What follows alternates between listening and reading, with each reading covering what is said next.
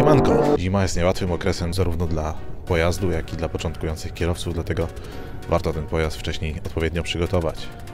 Przygotowałem dla Ciebie kilka punktów, które warto było wykonać przed zimą, w okresie jesienno-zimowym, aby zapewnić bezpieczeństwo sobie oraz innym uczestnikom ruchu drogowego.